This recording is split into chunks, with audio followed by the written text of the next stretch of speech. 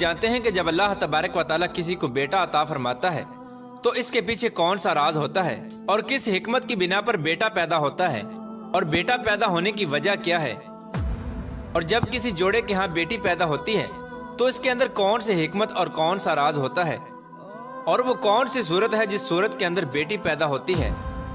اور کیا آپ جانتے ہیں کہ جب اللہ تبارک و تعالیٰ کسی کو بیٹی عطا فرماتا ہے تو اس کو کون کون سی نعمتوں سے نوازتا ہے،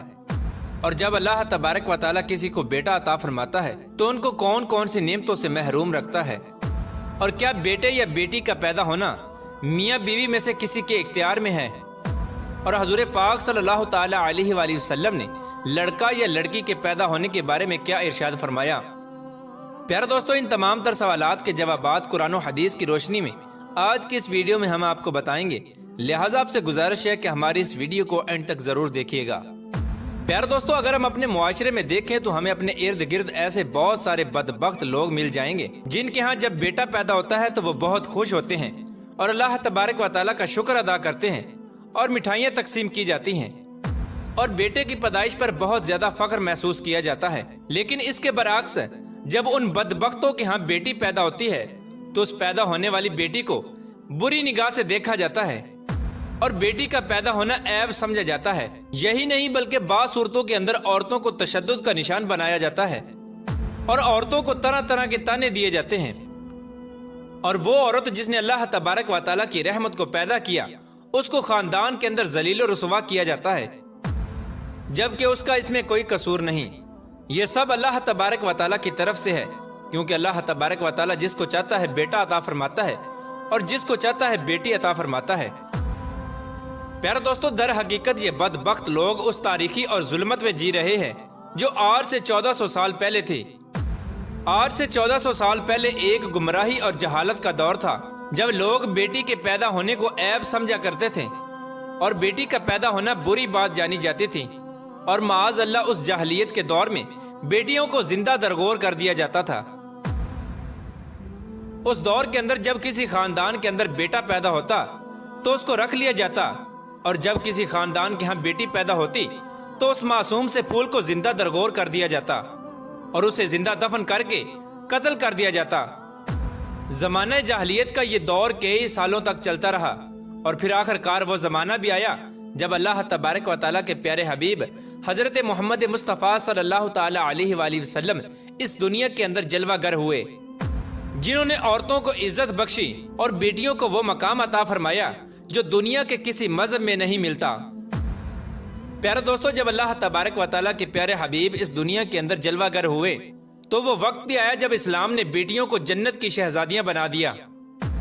اور اسلام ہی وہ واحد مذہب ہے جس نے ایک بیٹی کو جنت کی عورتوں کا سردار بنا دیا،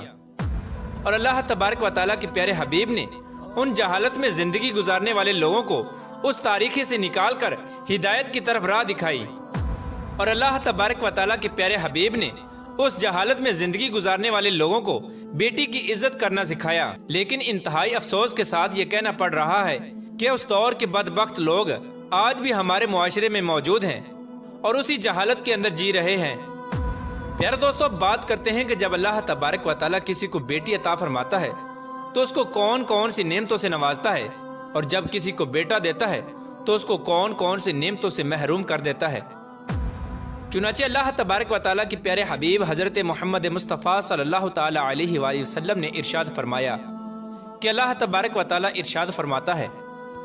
کہ جب میں کسی کو بیٹی عطا فرماتا ہوں تو میں اس کا ہاتھ بن جاتا ہوں، یعنی اللہ تبارک و تعالیٰ کی رحمت اس کے ساتھ ہوتی ہے، اور اللہ تبارک و تعالیٰ اس بیٹی کے صدقے اس کی زندگی میں آنے والی ہر مشکل کو آسان فرما دیتا ہے اور اس پر رزق کے دروازے کھول دیتا ہے، اور اس کی زندگی میں آنے والی ہر مشکل کو دور کر دیتا ہے، اور اس کے گھر کو رحمت کا گھر بنا دیتا ہے، اور اس کے گھر پر اللہ تبارک و تعالیٰ کی رحمتوں کی بارش ہوتی ہے۔ اور حضور پاک صلی اللہ تعالیٰ علیہ وآلہ وسلم نے ارشاد فرمایا کہ جب کسی گھر میں بیٹا پیدا ہوتا ہے تو اللہ تبارک و تعالیٰ ارشاد فرماتا ہے کہ اے بندے، میں نے تیرا ہاتھ تجھے دے دیا۔ جیسے کہ ایک مرتبہ حضور پاک صلی اللہ تعالیٰ علیہ وآلہ وسلم کہیں پر تشریف لے جا رہے تھے تو آپ کا گزر ایک بستی کے قریب سے ہوا۔ آپ صلی اللہ تعالیٰ علیہ وآلہ وسلم نے دیکھا کہ اس بستی پر نور برس رہا ہے۔ جب آپ صلی اللہ تعالیٰ علیہ وآلہ وسلم اس بستی کے قریب ٹھہرے تو آپ نے صحابہ کرام سے ارشاد فرمایا، یہ جو نور اس بستی پر برس رہا ہے، یا تو اس بستی میں کسی گھر میں بیٹی کی ولادت ہوئی ہے، یا کسی نے اپنے گھر میں کدو شریف کی ہانڈی پکائی ہے۔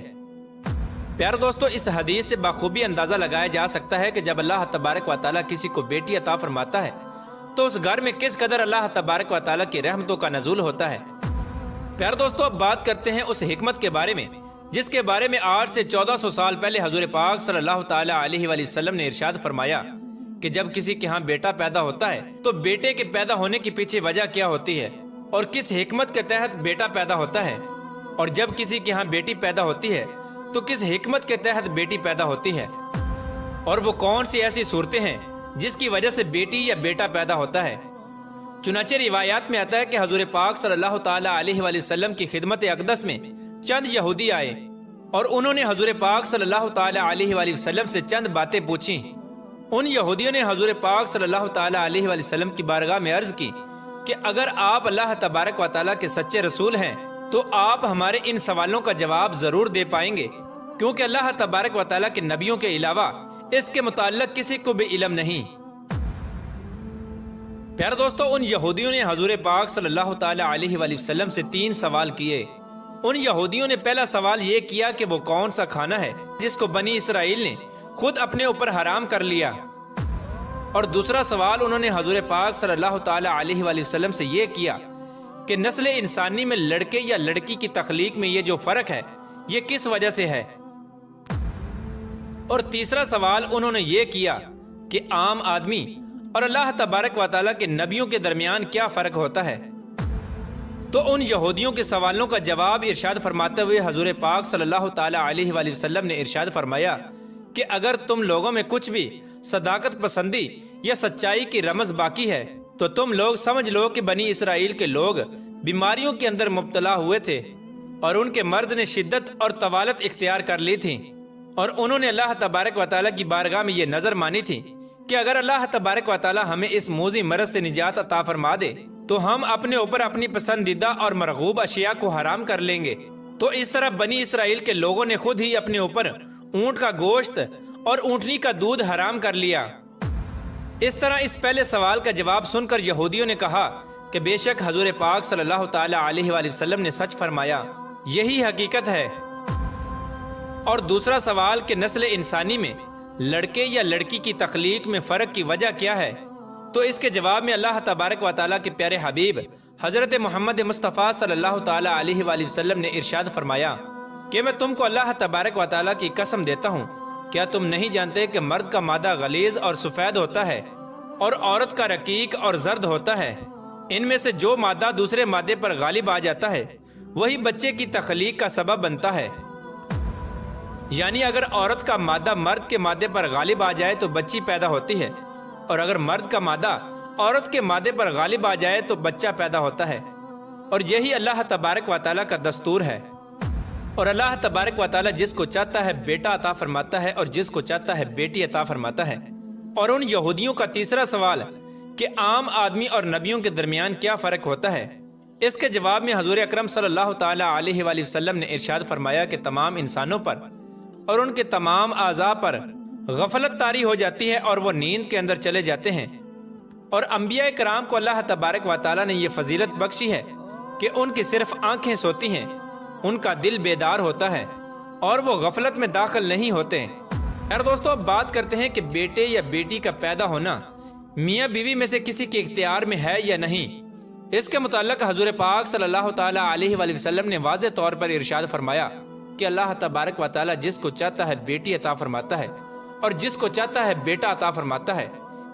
بیٹے یا بیٹی کا پیدا ہونا کسی کے اختیار میں نہیں، یہ اللہ تبارک و تعالیٰ کی عطا ہے، جس کو جو چاہتا ہے وہ عطا فرماتا ہے۔ اللہ تبارک و تعالیٰ سے دعا ہے کہ اللہ تبارک و تعالیٰ ہمیں بیٹیوں کی عزت کرنے اور اس کو اللہ تبارک و تعالیٰ کی رحمت سمجھنے کی توفیق عطا فرمائے،